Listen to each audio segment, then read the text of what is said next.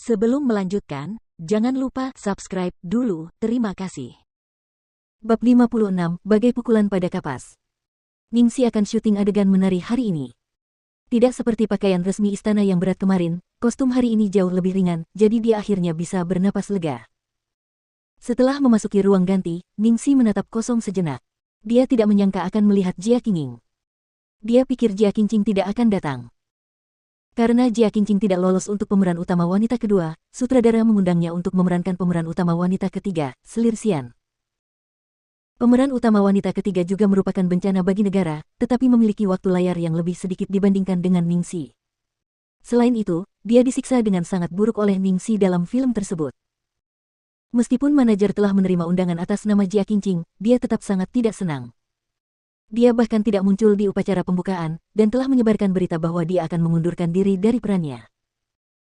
Ningxi menduga bahwa kemungkinan besar dia telah mendengar rumor bahwa proyek tersebut telah mendapat investasi dalam jumlah besar, dan datang dengan patuh hari ini. Bagaimanapun, itu adalah produksi bernilai miliaran dolar. Jia Qingqing sedang merias wajahnya. Begitu melihat Ningxi di belakangnya melalui cermin, dia langsung mengerutkan kening, sama sekali tidak bisa menyembunyikan kebenciannya terhadap Ningxi. Seperti Ning Xueluo, ia memiliki ayah yang kaya untuk mendukungnya, jadi ia selalu bersikap sombong di lokasi syuting. Hal itu memberinya reputasi yang buruk, tetapi berkat para netizen di kubunya, semua rumor telah diputarbalikkan untuk menggambarkannya sebagai seseorang yang jujur dan tulus. Mereka bahkan mengarang julukan, si cantik nomor 1 Entertainment Circle, untuknya. Oleh karena itu, Jia Qingqing membenci Ningxi sampai ke tulang, bukan hanya karena merebut perannya melainkan juga gelarnya. Oh, bukankah ini kecantikan nomor 1 di dunia hiburan? Dengan begitu banyak sponsor yang mendukungmu, mengapa kau datang untuk berdesakan dengan kami para artis cilik di ruang ganti ini?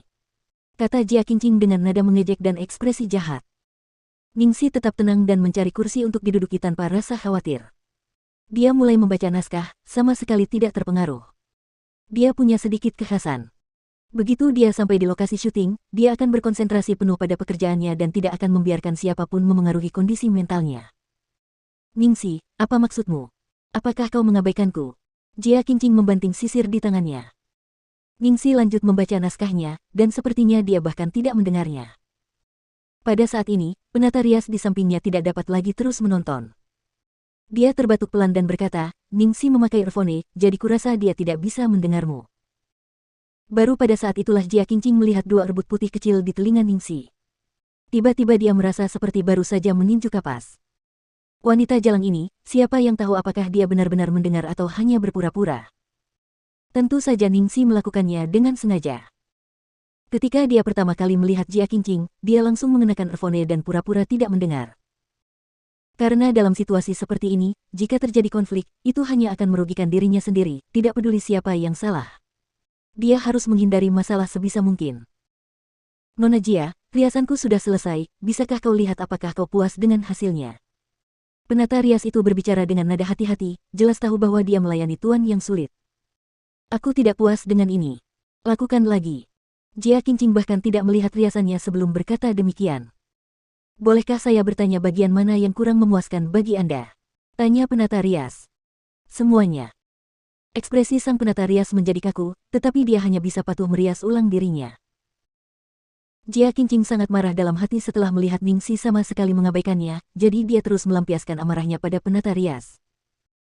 Penata rias tidak berani menunjukkan ekspresi negatif apapun kepada Jia Qingqing, jadi dia hanya bisa menatap Ningxi di sudut dengan kesal. Dia tahu bahwa Jia Qingqing sedang berusaha mempersulit Ningxi, dan dia hanya terseret ke dalamnya. Hanya pemeran utama pria dan wanita yang memiliki ruang ganti pribadi.